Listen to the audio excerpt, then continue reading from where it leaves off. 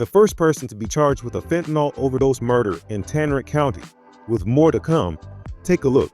You make it or deal it to someone who dies, we'll charge you with murder. Prosecutors say 19-year-old Kaeden Farish is now the first person in Tarrant County to be convicted of murder for dealing fentanyl, leading to an overdose death. My office just used the new fentanyl murder law and sent a defendant to prison for dealing a deadly dose of fentanyl. The new law went into effect last fall. It allows prosecutors to charge individuals with murder if they make or deal fentanyl that causes death.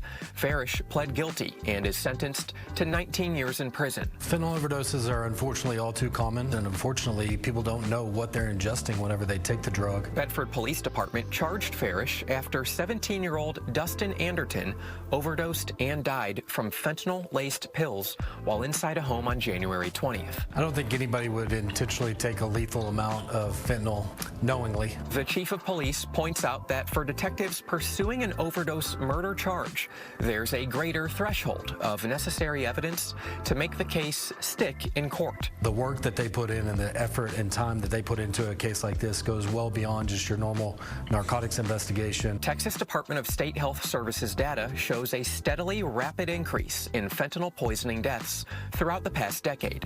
In 2014, Texas reported 79 fentanyl poisoning-related deaths. That was only 3.7% of all drug poisoning deaths.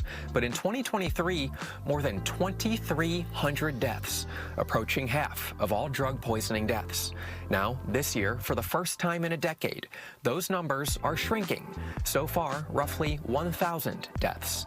The hope moving forward, you are going to be held responsible and accountable for what you've caused in our communities, is that charging people for murder related to fentanyl deaths deters dealers and manufacturers and helps that number continue to drop. And